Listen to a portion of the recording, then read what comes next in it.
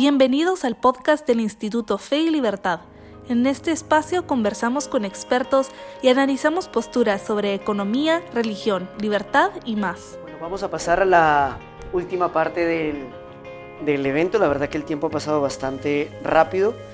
Vamos a quitarle un poquito de hierro a la sesión. Efectivamente queríamos escuchar pues, a los protagonistas de esta obra, al doctor Martínez, Guillermina, Moris, que han colaborado efectivamente en la realización de esta obra. Y también tenemos a don Antonio, quien de hecho es el que nos pone en contacto para que hoy tengamos este tipo de ceremonias, ¿no?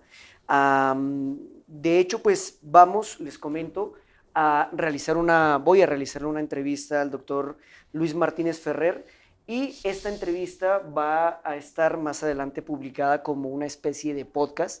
Vamos aquí a ver qué podemos lograr.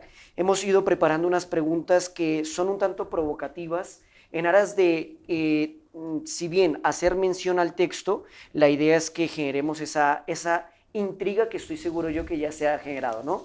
Como ya fue mencionado, de hecho, por los expositores, es un libro que está desarrollado en 16 capítulos. Son varios textos, de hecho el subtítulo del libro es textos seleccionados, son bastantes textos seleccionados, textos de primera mano, de primera fuente que bueno, enriquecen la obra.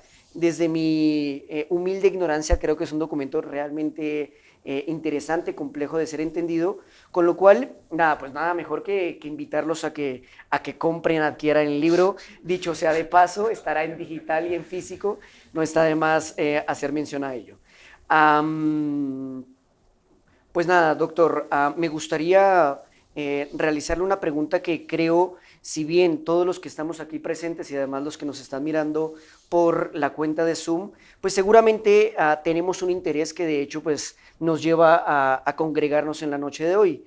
Pero me gustaría preguntarle qué deberíamos nosotros como hispanoamericanos conocer de la historia de la evangelización, qué es lo interesante justamente de este libro y por qué interesarnos de ello. Sí, bueno, yo recuerdo cuando era pues casi adolescente, participaba en una catequesis que íbamos en Madrid a un pequeño como poblado de gitanos, no sé si aquí se dicen gitanos. Sí. Y bueno, era bastante emocionante, ¿no? Porque había dos tipos de gitanos, los que nos acogían y los que se dedicaban al tráfico de droga. Esos no nos acogían bien, pero los otros nos acogían muy bien. Entonces se me quedó grabado un muchacho que, bueno, pues estábamos ahí intentando hacer algo positivo con ellos y me decía, ¿por qué voy a tener que aprender a leer? Entonces la pregunta me dejó desconcertado, ¿no? O sea, ¿para qué leer? ¿Para qué vamos? ¿No? Entonces intenté pues, decirle pues, que para el trabajo, para trabajar, para que puedas... Pero era mucho más profunda la pregunta y la respuesta, ¿no? Porque claro, si no sabes leer, pues estás condenado en tu ámbito de actuación, en tus capacidades pues, para poder relacionarte con los demás, para superarte a ti mismo, para mejorar, para relacionarte. Pues creo que esto puede aplicarse también a la importancia de saber la historia de la Iglesia para los hispanoamericanos. Si uno no quiere saber leer y se queda con cosas muy volátiles, pues con una película, que ya eso empieza a ser bastante, ¿no? En los tiempos de hoy, ¿no? He sido capaz de estar 2 horas viendo una cosa, ¿no? Porque hay muchachos que no son capaces ni de ver una película, porque están acostumbrados a cosas muy, muy volátiles, muy, muy fragmentadas. Entonces, pues como aquel muchacho que no sabía por qué tenía que leer, por qué aprender a leer, pues si hoy no aprendemos nuestra propia historia, la historia de la implantación de la fe en estas tierras, pues nos estamos negando a la capacidad de autocomprendernos, de saber de dónde venimos, ¿no? Lo mismo igual es valdría igual para las culturas, lo que hoy se llama culturas originarias, ¿no? Si no sabes de tus tradiciones, pues te estás empequeñeciendo. Por eso estos libros sobre las memorias, las historias de las abuelas y los abuelos, pues son las historias de mi propio pueblo, de mi propia tradición. Y lo mismo pasa con la historia de la evangelización. Yo vengo de ahí, puedo aprovecharlo más o menos, pero la realidad es que tú vienes de ahí. Entonces es mejor que la conozcas, ¿no? Completamente de acuerdo, creo que es de hecho una invitación a todos para que nos inmiscuyamos, ¿no? Es decir, nos interesemos por algo que casi es un deber moral, una tarea obligada no sé, de implicarnos en la interpretación o estudio de nuestra historia, ¿no? Y esto me lleva, de hecho, a otra pregunta que seguramente alguno de ustedes tendrá una postura, alguna idea ya desarrollada, y es respecto a la figura de Bartolomé de las Casas. Es decir, nosotros en el instituto particularmente hemos explorado sobre la vida y obra de este gran personaje en la historia de nuestro mundo, del nuevo mundo, también de España, por supuesto, y ha generado particularmente diferentes lecturas, ¿no? Con lo cual, doctor, nos gustaría saber usted eso, ¿qué piensa respecto a la figura de Bartolomé de las Casas? Bueno, yo he elegido responder desde un punto de vista un poco científico, ¿no? Desde el punto de vista del historiador. Y me he inspirado en un libro de Carlos Sabino, que es un profesor de historia de la marroquín, que se llama La historia y su método. Entonces yo voy a considerar a las casas, para responder a esta pregunta, como fuente histórica. O sea, cómo debe tratar el historiador a la vida y a la obra de las casas, en cuanto que se trata, evidentemente, de una fuente histórica contemporánea a los hechos, una persona que actúa y que reflexiona, que escribe. O sea, es una fuente importante, pero muy delicada para tratar. Entonces, Carlos Sabino dice que una de las... como el arte del historiador está en la interpretación de las fuentes, ¿no? O sea, y él dice que las fuentes primarias, y las casas es una fuente primaria porque es contemporánea a los hechos, las fuentes primarias hay que estudiarlas a partir de las secundarias, o sea, de la literatura secundaria. ¿Por qué? Porque la literatura secundaria te distancia un poco de las fuentes primarias, te hace ver los precedentes, te hace ver los contextos y te hace ver con más serenidad, porque con las casas hace falta mucha serenidad, para acercarse a esta figura, ¿no? O sea, tratarlo como una fuente primaria. Entonces, Carlos Sabino da como 5 pasos para procurar interpretar una fuente primaria. La primera, que son críticas, ¿no? Él habla mucho de la crítica, que es lo más típico del historiador, que es meter la razón para interpretar los hechos. Primera, crítica de la competencia, donde se comprueba si el informador, el que produce la fuente misma, si es competente para entender cabalmente lo que está viviendo, si es competente. Segunda, crítica de la sinceridad. Juzga si la información tiene vínculos personales o de otro tipo que le puedan llevar a falsear su versión de la realidad. Si estamos hablando de lo que está diciendo un padre de su hijo, pues no es lo mismo que cualquier otra persona. Esto hay que valorarlo como diciendo, es imposible, y gracias a Dios que es imposible, que un padre hable objetivamente de su hijo o de un hijo de su padre, pero hay que ver la crítica de la sinceridad. Después está la crítica de la exactitud.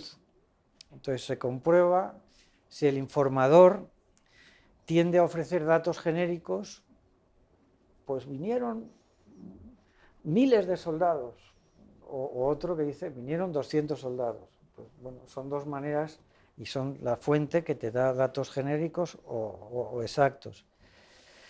La más importante es la crítica de la verificación, que es el momento fundamental del historiador, donde coteja esa fuente con otras fuentes primarias, para descubrir concordancias y discordancias, para obtener un reflejo lo más objetivo de la realidad. Por eso es importante estudiar las fuentes primarias a partir de las secundarias. Y finalmente está la crítica de la interpretación, que es la labor final de la crítica del historiador, que da el sentido a la fuente y su capacidad de ser cualificadamente una expresión de la realidad o no. Entonces, si aplicamos estos 5 criterios, estas 5 críticas a las casas, vamos a ver. Esto no lo hace Carlos Sabino, lo hago yo, pero me baso en este criterio de Carlos Sabino. ¿Las casas era competente para describir la situación de los indígenas, muchas veces penosas? Sí era competente, pero su extremismo o su utopismo profético le llevaron a exagerar todo lo malo que existía y a oscurecer lo bueno. Y también a silenciar otras figuras que no estuvieran vinculadas directamente con él. O sea, todo lo que no girara en torno a él, él lo silencia. Esto sería la crítica de la competencia. Crítica de la sinceridad. Yo pienso que a las casas no le interesaba reflejar la realidad en sí misma, sino presentarla de un modo casi apocalíptico para que las autoridades de la monarquía española intervinieran en modo fuerte, radicalmente, en América para cambiar la situación. Es, pienso yo, una retórica que busca cambiar la realidad para llegar a los fines que él se prefije. Estoy hablando en italiano. A los fines que él se ha prefijado. Tercero, crítica de la exactitud. Las casas es a veces exacto en los datos que aporta. Muchas veces además copia documentos y es una maravilla porque si no los hubiera copiado él los habríamos perdido. Nada menos que el viaje de Colón lo tenemos gracias a las casas. Solo por eso ya las casas serían muy importantes. Pero cuando construye él mismo una narración, se observa una continua transformación de la realidad con los recursos de la exageración. La crítica de la verificación, que es concordar con otras fuentes. Bueno, pues aquí hay una gran complejidad porque en el mismo Las Casas hay escritos muy diferentes. Entonces, cuando Las Casas no escribe de historia o costumbres, sino tratados jurídicos o teológicos, ahí está el mejor Las Casas. Sus alegatos contra Ginés de Sepúlveda, su De Unico Vocationis Modo, que explica cómo es la única forma de evangelizar de forma adecuada al hombre, que es apelar a la inteligencia, apelar a la voluntad, no a la violencia, una de sus obras mejores teológicamente. Pero cuando estamos en otras obras más polémicas, es otro registro totalmente distinto, y entonces cuando verificas con otras fuentes, pues está su ardor, su exageración. Entonces, ¿qué podíamos decir como interpretación así fácil, digamos fácil, sin llegar a muchas más elucubraciones? Si se cotejan las afirmaciones de Las Casas con sus contemporáneos, muchos de ellos comprometidos como él por la defensa de los derechos de los indígenas, resulta lo siguiente, a mi entender. El dominico sevillano no fue ni el primero ni el único que se preocupó por la suerte de los naturales. Probablemente fue el más batallador, no tanto en el campo misionero, él no misionó mucho, sino en la corte del rey, en donde estuvo varias ocasiones, y fue un récord en su época, cruzó el Atlántico muchas veces. Y luego otra cosa que es único, que es un prolífico escritor, es uno de esos escritores que hoy nos cuesta escribir, pues en aquella época este hombre cómo pudo escribir tanto, ¿no? Los volúmenes de Las Casas son, no sé, son en algunas ediciones 20 o 30 volúmenes, ¿no? Pero sí que es verdad que fue el más exaltado, cuando no hablaba de teología pura, que es más sereno y quizás más interesante, estaba convencido de poseer una misión profética para liberar a las Indias del azote de los españoles. Es como una especie de profeta. Yo me acuerdo cuando uno de los trabajos que hicimos en el doctorado en la Universidad Complutense era leer algunos capítulos de la historia de la apologética historia sumaria de las casas. Yo escogí estudiar los capítulos, que son muchos, sobre los sacrificios humanos. Entonces, al final, la conclusión que te da las casas es que los aztecas eran los hombres más religiosos que ha habido sobre la tierra, desde Adán y Eva hasta ese momento, porque han hecho sacrificios humanos que es sacrificar a lo más grande que hay, al hombre, a las divinidades. O sea, no le importa la realidad, le ha paralizado su ansia de defender a los indios hasta el paroxismo, hasta decir cosas, además en muchísimos capítulos, citando un montón de autores clásicos, modernos. O sea, ha trabajado mucho, pero él va a aprobar una tesis. Bien, o sea, ¿esto qué me lleva a mí? Pues decir, pues que cada uno lea la biografía que quiera de las casas, porque hay muchas, y que se haga su propia interpretación. A algunos les caerá mejor, otras peor, tratándole con respeto, pero realmente es muy difícil dar una visión objetiva de este personaje, ¿no? Gracias, doctor. Creo oportuno mencionar que de hecho la explicación que hace el doctor Martínez la publicaremos en el blog. Este paper nos pareció bastante interesante y pues yo también justamente conozco los videoclips del doctor Sabino, son 5, a propósito por si se querían ver, duran 8 minutos y son muy honestos intelectualmente porque, es decir, es una visión bastante académica de cómo poder explicar situaciones históricamente hablando que son complejas, pero que desde una perspectiva lo más objetiva, que si bien eso es complicado, lo más objetiva posible para llegar justamente a tener una visión ajustada a los hechos, ¿no? Bueno, nos queda poco tiempo, pero hay un par de preguntas que me gustaría poderle plantear, doctor, y que creo que también dará bastante interés a la gente para que pueda leer su libro, que dicho sea de paso también hace mención a lo que usted en el inicio mencionaba respecto al siglo XVI, siglo al que bastantes veces menciona y que pueda ser su siglo de oro, ¿no? Quisiera preguntarle sobre tal vez un personaje sombrío de esta época. Bueno, hay bastantes, pero yo, yo quiero, yo quiero hablar de uno porque la verdad es que me he arrepentido mucho de ponerlo. Ahora entenderán por qué. Ya está allí. Entonces, este personaje se llama Francisco de Vitoria y es dominico, pero no tiene nada que ver con Francisco de Vitoria. Entonces, es un personaje bastante curioso, es el primer obispo de Tucumán, siglo XVI, se llama Francisco de Vitoria.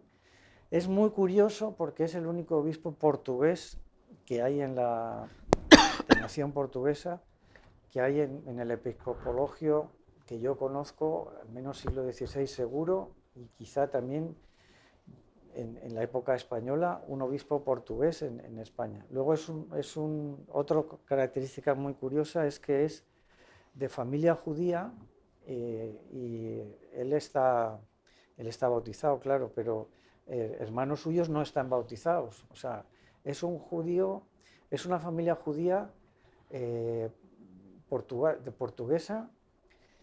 Él se hace dominico, llega a Lima, si no recuerdo mal, está ahí explicado en el libro, y le hacen obispo de Tucumán. Bueno, entonces es el paradigma de obispo mercader.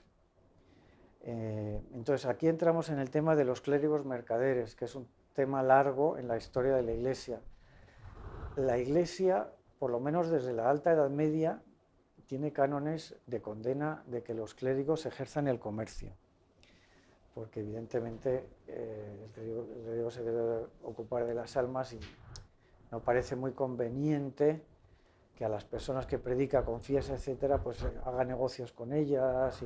Pero lo sabía desde, por lo menos hay cánones en concilios desde la Alta Edad Media.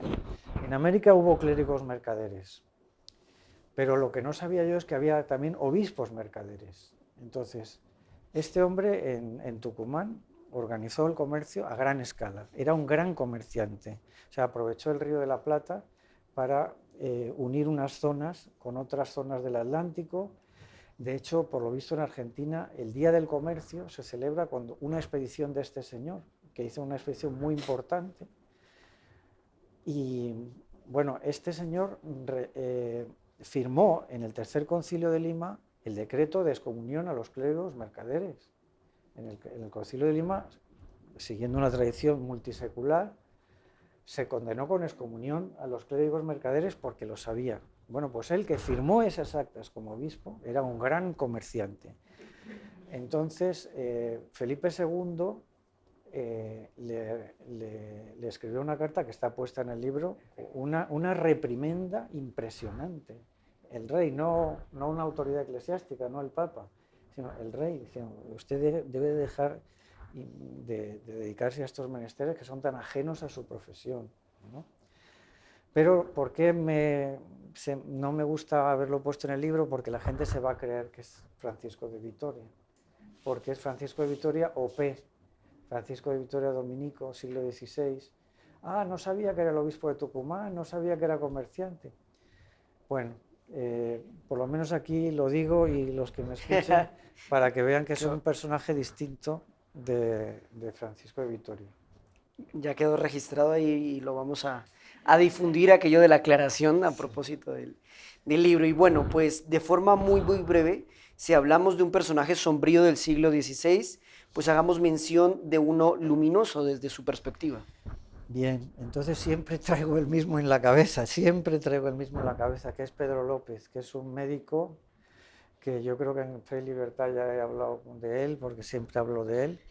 Entonces, este es, para decirlo en pocas palabras, es un hombre que convalidó sus títulos de medicina en Valladolid, en la Universidad de México, en los años 50, empezaba la universidad, tuvo cargos importantes, tuvo 5 hijos, 2 hijos sacerdotes, y es muy conocido, o algo conocido, porque fundó 2 hospitales, un hospital de San Lázaro para leprosos, y se fue de la ciudad durante unos años porque los leprosos no podían estar en la ciudad, entonces el hospital estaba fuera de la ciudad. Puso a su hijo mayor, don Giuseppe, como capellán del hospital, y con el paso del tiempo se preocupó de los negros libres que había en la Ciudad de México. Los negros libres estaban mucho peor que los negros esclavos en la ciudad. Organizó catequesis para ellos con un dominico amigo suyo, que es Juan Ramírez, que luego fue obispo de Guatemala, fue el que predicó a los negros en la Ciudad de México, amigo de Pedro López. Juan Ramírez, que se le llama el obispo de los indios, creo que es el 4º obispo de Guatemala, 3º o 4º, y también hizo un segundo hospital para los que no tenían hospital, porque en aquella época los hospitales eran de españoles, de indios o de algunas enfermedades concretas. En México había un hospital de locos, había un hospital de sifilíticos. Pero ¿quiénes no tenían hospital? Pues los que él hizo el hospital, que son los negros y los mestizos y los españoles pobres. Para ellos hizo un hospital, y en el hospital puso una casa cuna para los niños expósitos. Los niños expósitos se trataban, en Europa se sabía cómo se trataban, había tornos donde en los conventos dejaban las madres o quien fuera anónimamente al pequeño y ahí le cuidaban. Pero en México, en la Ciudad de México, no había. Entonces se morían, los comían los perros en las calles, a esas criaturas. Entonces él hizo un torno con una cofradía de señoras en su hospital de leprosos. Y para esos niños, los varoncitos, pidió en el Tercer Concilio de México la dispensa de irregularidad para que pudieran ser sacerdotes. ¿Esto qué significa? Como eran niños, muchos fuera del matrimonio eran irregulares para el sacerdocio. Y él, que ya era muy mayor, no los iba a ver porque eran muy chiquitines, pidió en el concilio que le levantaran la irregularidad para que pudieran ser sacerdotes. O sea, él ya tenía 2 hijos sacerdotes, pero quería tener más hijos sacerdotes.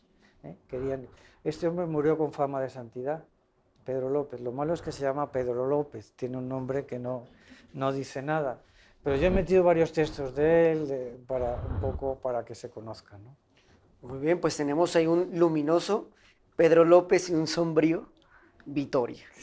Bueno, pues la verdad que el tiempo ha pasado muy, muy rápido. Doctor, nuevamente enhorabuena por la publicación, gracias por la confianza en el Instituto Fe y Libertad. Realmente estamos muy contentos de esta segunda edición, muy bien lograda. No porque haya yo trabajado en ello, pero realmente es que estoy fascinado por el resultado. Los invitamos a que lo lean. Creo que en la sesión de hoy es un claro, no sé, como una clara invitación a que hay mucho más allí de lo que hemos podido conversar en estos minutos. Reitero, son 16 capítulos, muchos textos seleccionados. Pero yo diría que el parte del libro también es el prólogo y la nota final. O sea, el prólogo Por es supuesto. muy interesante, no está aquí Don Guzmán, sí está aquí Guillermina, pero la nota final es una pequeña obra maestra que está ahí al final del libro y que merece la pena leerla. Por supuesto que sí, todos los que participaron pues efectivamente hicieron de la obra algo todavía mejor de lo que ya podía estar. Así que miren, en aras de aprovechar un poco el tiempo y bueno, tenemos un vino y una comida que queríamos compartir con ustedes, me gustaría también que ustedes pudieran compartir con el doctor Martínez, con lo cual, si no importa, vamos a cambiar un poquillo la dinámica, vamos a concluir la sesión para que haya un poco de interacción con el doctor, para que hayan fotos, autógrafos. Está firmando la obra, lo pueden adquirir si quieren. Y bueno, los invitamos a que lo puedan abordar, resolver cualquier tipo de duda. Reitero el agradecimiento a todos los participantes. Tenemos a propósito a Ángela, quien es la correctora ortotipográfica de la obra, que hay que mencionarlo, hizo un estupendo trabajo. Y bueno, todos los que estuvieron aquí. Así que doy por concluida la sesión. A todos muchísimas gracias por la asistencia. Una velada realmente agradable, y a tomar vino y a comer. Gracias.